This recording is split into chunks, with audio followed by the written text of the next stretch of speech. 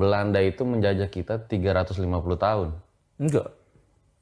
Enggak benar. Enggak ada hitungan yang seperti itu. Jadi istilah 350 tahun itu sebenarnya diambil dari 3,5 abad, bukan 3,5 itu 50 tahun. Dan 3,5 abad yang dimaksud itu adalah pidato Bung Karno.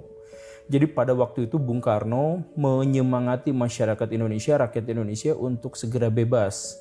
Dan karena itu maka disebutkan 350 tahun, 3,5 abad. Untuk apa? Yang pertama menegaskan bahwa sejak 3,5 abad yang lalu Indonesia memang sudah ada.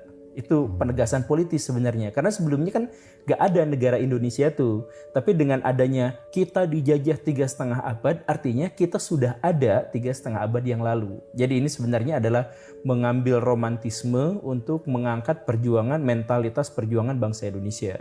Itu yang pertama. Kemudian yang kedua, 3,5 abad yang kemudian diterjemahkan 350 tahun itu sebagai penegas bahwa kita itu selama dalam kurun waktu itu hidup dalam penderitaan yang sangat, karena kita hidup dalam penjajahan bangsa Belanda, dan karena itu kita harus melakukan perlawanan. Sebenarnya tidak ada hitungannya dari situ. Soekarno mengambil hitungan itu dari kedatangan Cornelis de Houtman untuk pertama kalinya ke Banten tahun 1596. Nah, jadi kalau 1596 dimasukin ke tahun 1945 berapa tahun tuh? 340 berapa? 340 sekian tahun lah.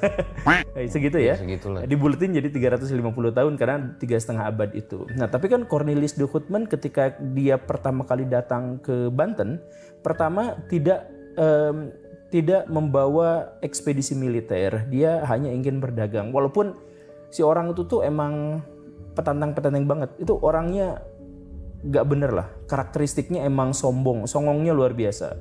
Makanya di Banten dia dihajar.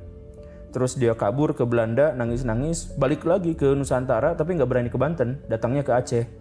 Ya di Aceh itu dia duel 1 lawan 1 ngelawan jenderal cewek tuh. Laksamana Malahayati.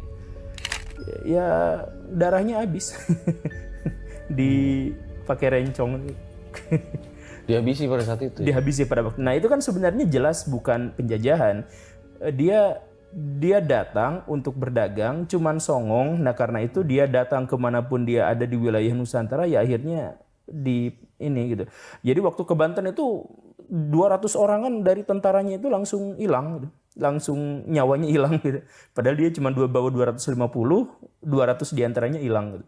Nyawanya. Sisanya dia compang-camping balik lagi ke Belanda tuh.